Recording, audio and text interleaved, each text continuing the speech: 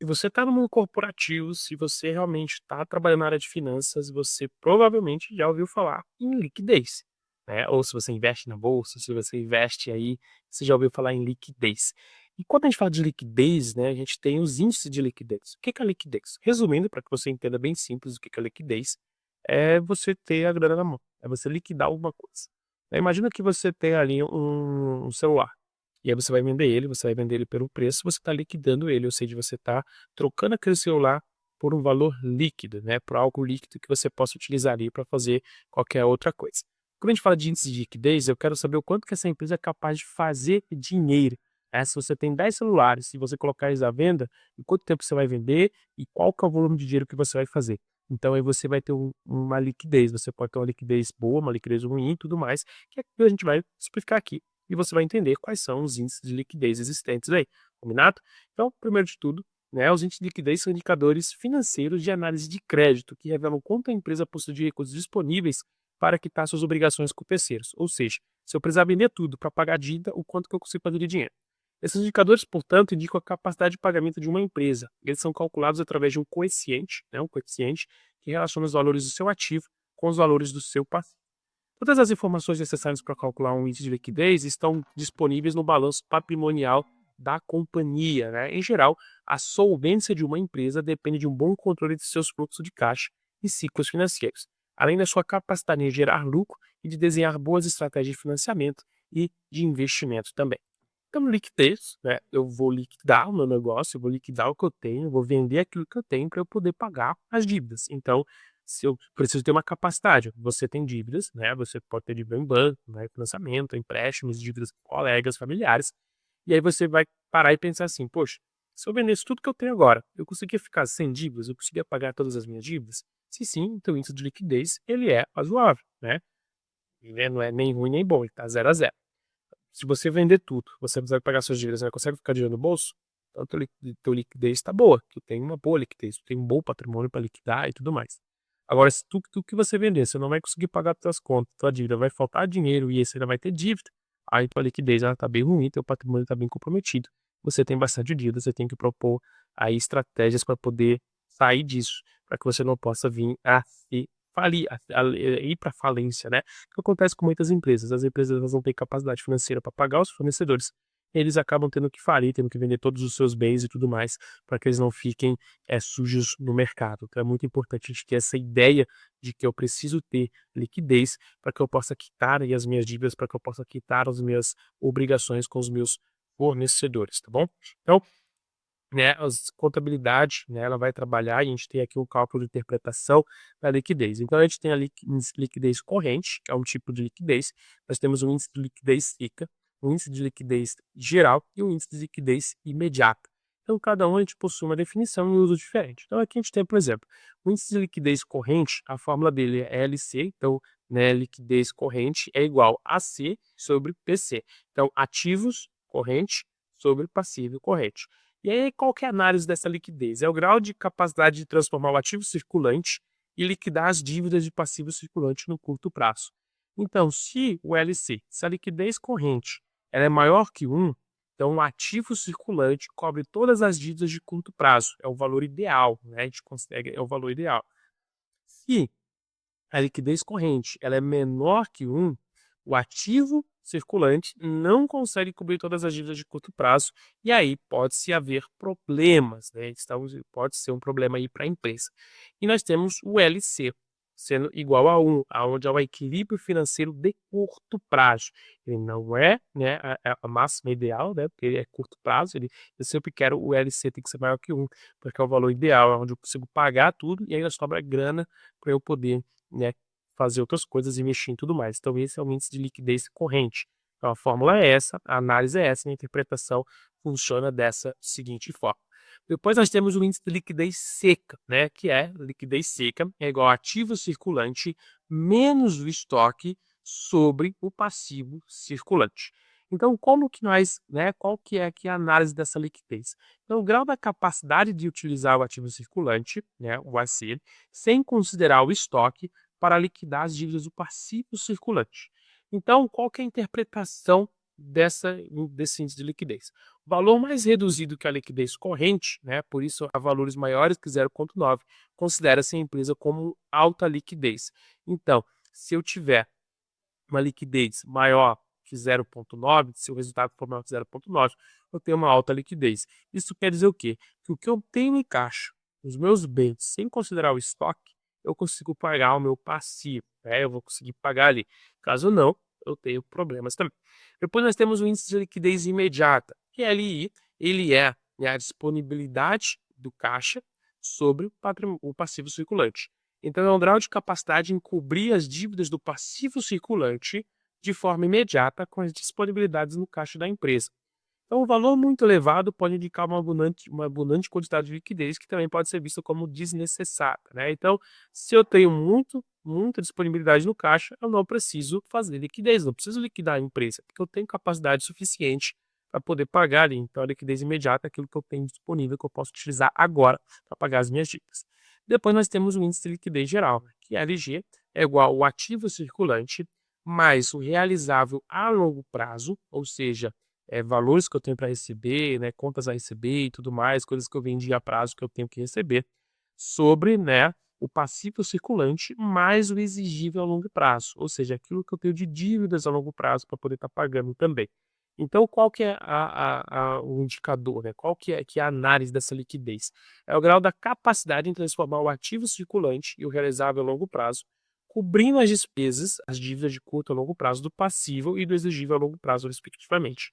Quanto maior for o índice, melhor a liquidez da empresa entre os períodos. Então, quanto maior for o resultado disso, melhor é. Quanto menor for o resultado disso, pior é para a empresa. Então, quando eu tenho que pensar, esse índice ele tem que ser alto, eu tenho que ter um alto índice aqui de liquidez geral. Né? Então, quando a gente fala de um índice de liquidez corrente, trazendo novamente aqui para você ficar bem fixado na sua mente, também chamado de índice de liquidez comum, o índice de liquidez corrente mede a capacidade de pagamento de uma empresa no curto prazo. Ele é um dos indicadores mais conhecidos para se analisar a capacidade de pagamento de uma companhia. O índice de liquidez corrente é calculado dividindo-se o ativo circulante da empresa, ou seja, seus direitos de curto prazo, como o dinheiro no caixa, os estoques, pelo passivo circulante, que são as dívidas a curto prazo, como empréstimos, impostos, pagamentos a fornecedores e etc. Então, a fórmula liquidez corrente, ativo circulante, sobre passivo circulante, como eu já mencionei. Então, a gente vai ter aí o índice de liquidez corrente, né? Um índice de liquidez muito utilizado, as empresas utilizam muito isso, que é um índice de liquidez fácil de interpretação e que eu consigo, na hora, saber se eu tenho capacidade suficiente para pagar as minhas dívidas, arcar com os meus compromissos, ou se eu vou ter que ralar para poder conseguir fazer mais caixa, fazer mais dinheiro. O índice de liquidez seca, né, ele é similar ao índice de liquidez corrente, a única diferença é que ele exclui os estoques do ativo circulante da empresa, já que esses direitos são menos realizáveis no curto prazo, ou seja, o meu estoque eu preciso vender e aí eu tenho médio e longo prazo. Curto prazo eu não consigo pagar, fazer com que o estoque ele, né, vire pó, vire dinheiro no passo de mágica. Então a liquidez seca considera, portanto, os valores de que a empresa dispõe para pagar suas contas no curto prazo, ainda que não consiga vender nada do que tenha estocado. Como é mais rigoroso no cálculo do ativo, o índice de liquidez seca é menor do que a liquidez corrente, né? Então, a liquidez seca, eu vou tirar o estoque, ele vai ser menor do que o índice ali de liquidez corrente, porque afinal eu não estou considerando o estoque, porque eu não consigo fazer com que ele seja liquidado muito rápido.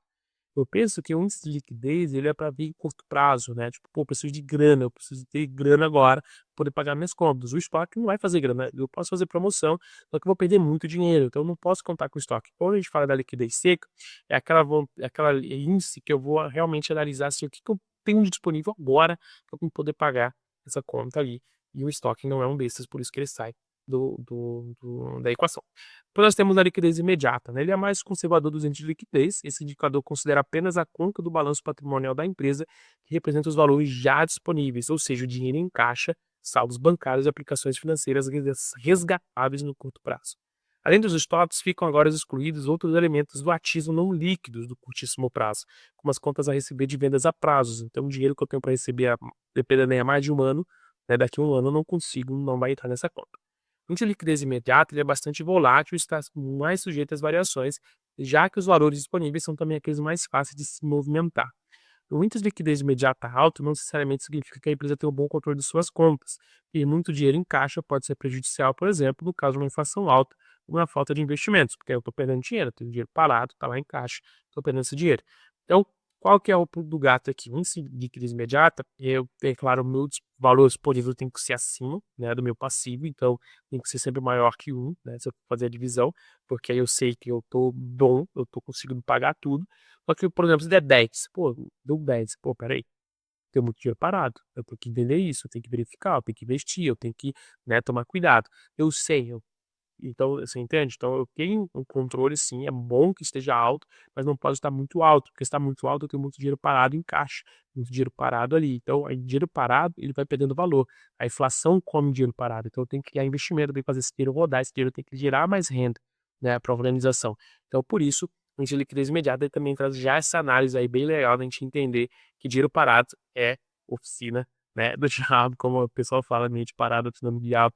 Então, dinheiro parado também, né, é oficina para rato, o rato vai comer ali a inflação, o governo vai comer o teu dinheiro.